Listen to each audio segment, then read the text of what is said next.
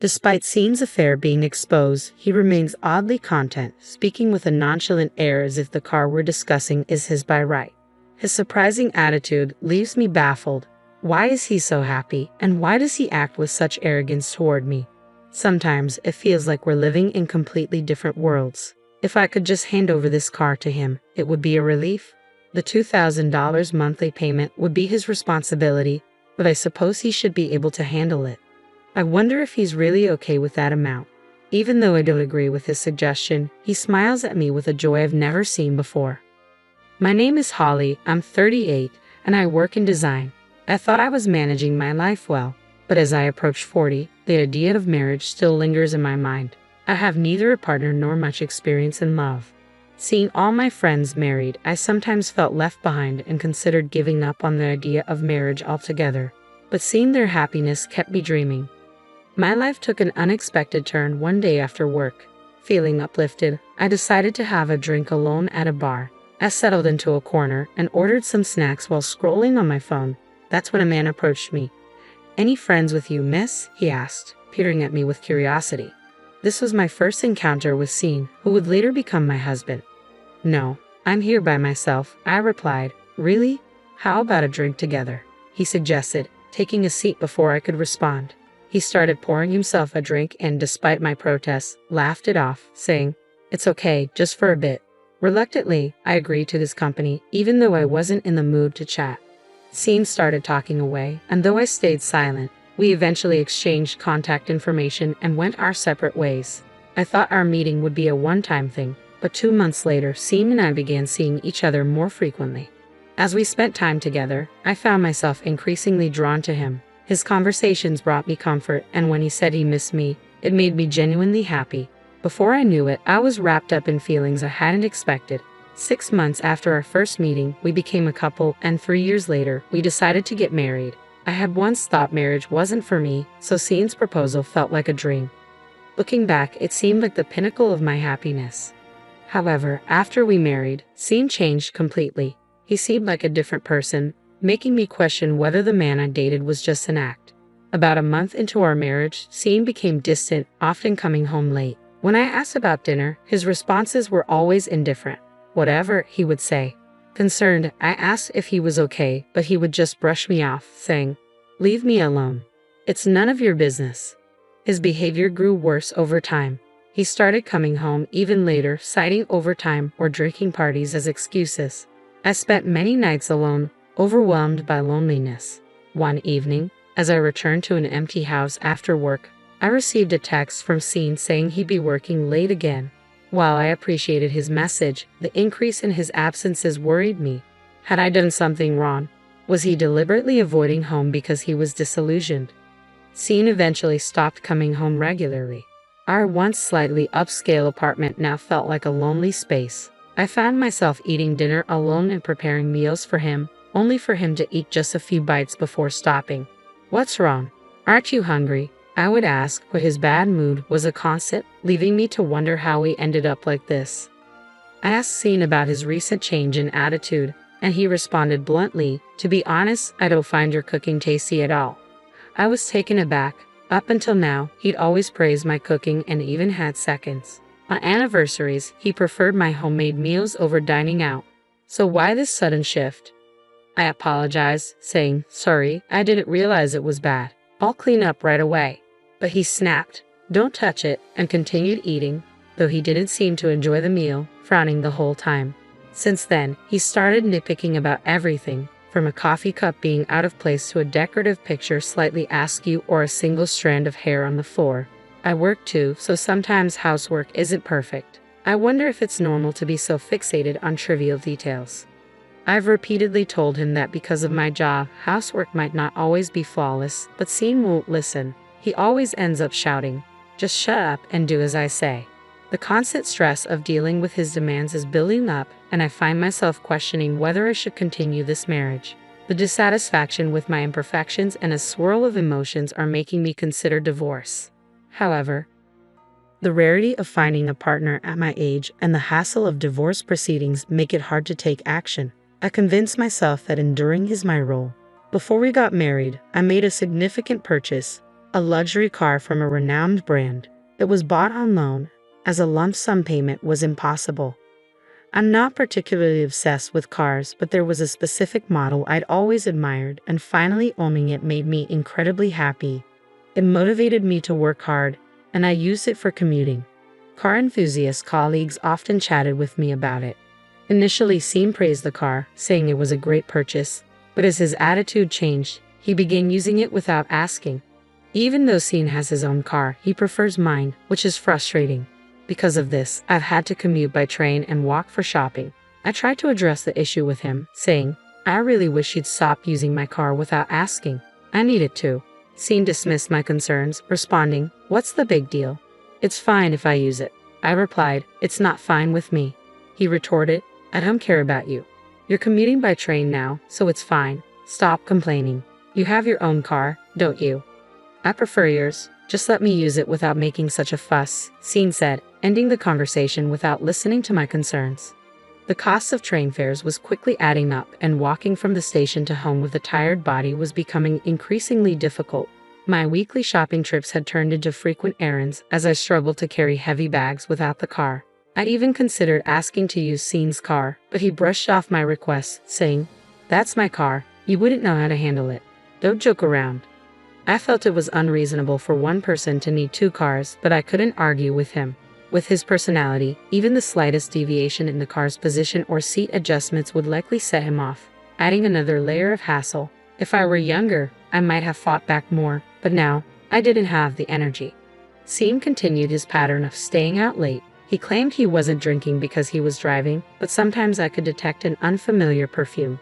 I began to suspect he might be cheating, especially with his increasing overtime and nights out. However, without concrete proof and lacking the funds for a private investigator, I chose to ignore these suspicions. Sean seemed to look down on me, probably thinking I was unaware of his infidelity. In his eyes, I must have appeared foolish and compliant, someone who would tolerate anything. The marriage I had envisioned was far from the reality I faced. I had dreamed of a warm, caring home where we supported each other and spent weekends exploring new places together. I had hoped that the life I envisioned with Sean might someday become a reality, but it wasn't turning out that way. As I sighed and prepared another solitary dinner, I wondered if this was how my life would be from now on. Then something happened that drastically changed my situation. On a day when I finished work earlier than expected, I decided to head home without calling Sean. He usually wouldn't come home that night anyway. As I approached our house with a heavy heart, I noticed something strange. My car was parked in the driveway. It should have been Sean's car since he had been using mine. Curiosity got the better of me, so I approached the car and saw it slightly shaking. I should have gone inside, but instead, I moved closer and overheard Sean's voice along with a woman's voice from inside the car. I listened in, trying to make out their conversation. Sean asked, Emma, do you love me? To which the woman replied, Of course I do. Her name was Emma. The conversation I had feared hearing was unfolding right before me. Sean said, I want to divorce quickly and marry you. Emma responded, Really? I'm so happy. How have things been with your wife lately? Sean replied, We barely talk. I don't even feel like talking to her. Why did I marry such a woman? I'm always with you, so I can't have a proper conversation with my wife. Emma laughed, adding, That's true. Feeling utterly humiliated, my heart ached with unbearable pain. I didn't want to hear more, so I quietly stood up and began to head home. But as I moved, my bag made a noise and Sean, noticing me, called out, Hey, you! Why are you here? I stammered, Oh, I was just coming home early. Sean's expression darkened and Emma's irritation was palpable as she said, You were eavesdropping. That's the worst. Sean got out of the car and confronted me. You said you were working late today, right? Why are you home so early? When you say you're working late, you usually come back much later. Were you trying to deceive me? I wasn't trying to deceive you, I protested. I really was working late. Besides, you're the one who's been sneaking around while I've been honest about my work schedule. I retorted, expecting Sean to be rattled by my accusations. However, with Emma sitting beside him, he seemed to have given up any pretense. So what's the problem? He asked defiantly. There's a big problem, I said. We're legally married, and what you're doing is clear infidelity. To think you brought another woman into my car. Sean shrugged dismissively. So what? I'm using it now. This car is ours from now on. I was so taken aback that I couldn't respond. His blatant disregard and brazen attitude left me speechless. It was as if he was daring me to argue further. If he wanted the car, fine. Let him have it. I thought, if they want the car, they can take over the loan payments too. The loan is $2,000 a month. I hope he can manage that. In reality, I was paying $22,000 a month on the loan, which was a stretch but manageable with my income. It seemed absurd to keep paying for a car that Sean now claimed. I'll give you the car, I said, but you'll have to take over the loan payments. Sean's response was immediate. Why should I? You should keep paying. Can't you afford it? I deliberately provoked him, and his anger flared. Fine, I'll pay, he snapped, caught off guard by the amount I mentioned. A few days later, I transferred both the car and the loan to Sean. When he received the documents detailing the loan amount, he didn't seem surprised. Whether he truly realized the burden of the $2,000 monthly payments or simply hadn't checked was unclear, but he seemed eager to finalize the transfer and move on. With the car issue resolved, we proceeded with filing for divorce. I hired a lawyer, anticipating that Sean's infidelity would be a major factor. The lawyer took on the case with enthusiasm, and after several weeks of preparation, the day of the confrontation arrived. Sean was clearly furious, and Emma stood by his side, displaying an arrogant demeanor. I was advised multiple times that hiring a lawyer was excessive, but I knew it was necessary. As the case progressed, it became evident how Sean and Emma had met and what kind of person she was. Emma was the daughter of an executive at Sean's company and also worked there herself. Sean was aware of her background when they started their affair. Although Sean was clearly at fault for pursuing her, Emma was also complicit for engaging with a married man. I demanded a divorce, sought property division, and asked for compensation from Emma for the emotional distress she caused. Sean, seemingly desperate, offered to settle any demands I had, saying, "Property division, divorce, do whatever you want. How much is it? I'll pay if that's what you want." Emma, on the other hand, was adamant about not paying compensation. "Why should I pay? It was Sean who approached me first," she argued. "But you knew he was married when you got involved with him. I have suffered mental distress because of your actions. You can't avoid payment," I countered. Emma stubbornly refused, saying, "Absolutely not. What if this gets out to your parents or workplace?" I replied, "I could send evidence by mail if necessary." Emma dismissed my threat. "Evidence? Do whatever you like," she said, seemingly unconcerned. But I wasn't merely making empty threats. If she insisted she didn't care, I wouldn't hesitate to act. Since Sean and I were already finalizing the divorce, we completed the proceedings that day. Sean agreed to the property division, and we settled everything and went our separate ways. As promised, I sent the evidence to Emma's workplace. Apparently, Emma didn't believe I would actually follow through. I was later informed by my lawyer that she ended up having to pay compensation as well. After the divorce, I moved to a house closer to my company and relished the freedom from both personal turmoil and car loans. It was incredibly liberating not to worry about others' actions. Sometimes I wonder if my life would have been smoother had I not married Sean. There's a tinge of regret, but my colleagues at work often comment on how much more relaxed and content I look now. From now on, I plan to live quietly, focusing on my own well-being and financial independence. No more marriage for me. I have decided to live my life solely for myself. But about 3 months after the divorce, I was caught off guard when I suddenly received a call from Sean.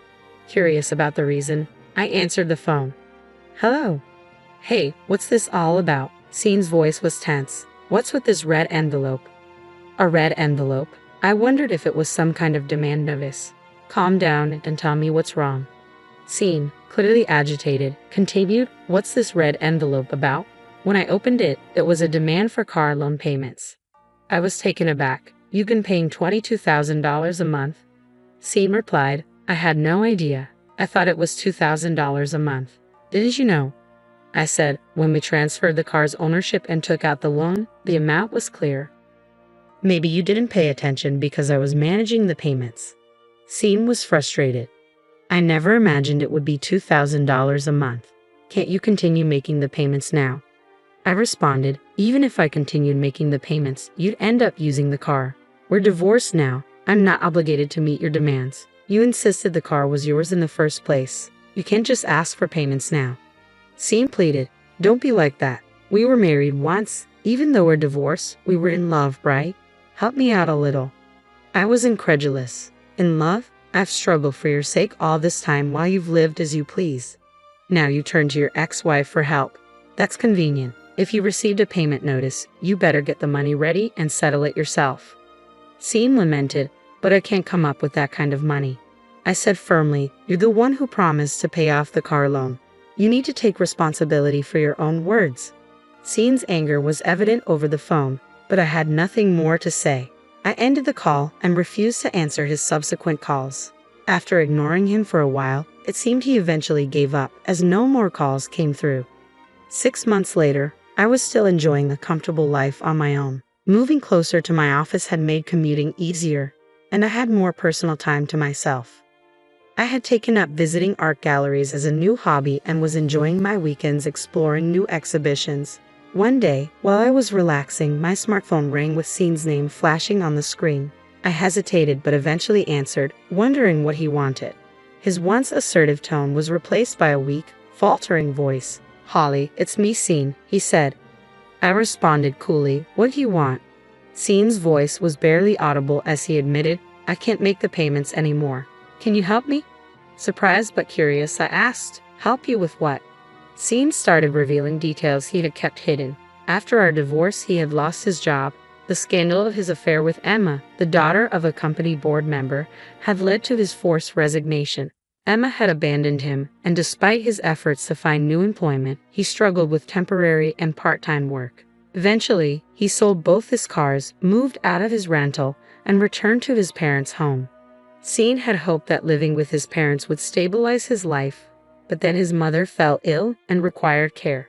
With his father aging, Scene had to juggle work and caregiving responsibilities. The car loans he had left behind still loomed over him, adding to his financial woes. "Please help me. How about we get back together? It would be easier for you too," Scene pleaded. "Easier for me?" I responded sharply. "If I got back with you, I'd end up shouldering the car loan payments and all other living expenses. Everything would fall on me, and it would be even harder than before. I've said it before, you're incredibly selfish, thinking I should reconcile so you can relax while I handle all the burdens." "That's not true," Scene protested. "Do you really think so? Do you understand the scale of the problems you've caused?" I asked. "You left your job and were abandoned by your girlfriend because of your affair. It's hard to care for your parents, but your situation is a result of your own actions." Scene was left speechless. I continued, "I don't understand why I married you in the first place. If I could meet my past self, I'd warn her against it. And now you expect me to agree to reconcile? I can't believe you're asking this after everything." Scene's pleas were desperate, but I remained firm. "I'll make sure you keep paying the loan. Take care of yourself. You can beg all you want, but I'm not agreeing to reconcile. Don't contact me again." "Wait, Holly, hey," he shouted as I hung up the phone. After that call, there were no more attempts from Scene to reach me, no emails, no texts, nothing. His urgency seemed to fade, and it felt like he was just trying to justify himself, portraying himself as the victim. 6 months had passed since our last contact, and I continued to enjoy my comfortable life alone. My new hobby of visiting art museums had become a cherished part of my routine, and my room was now filled with art catalogs and postcards. I even began thinking about visiting art museums abroad. Reflecting on married life, I've realized that even if given the chance to do it over, I wouldn't choose marriage. I'm simply grateful for the comfortable and fulfilling life I have on my own.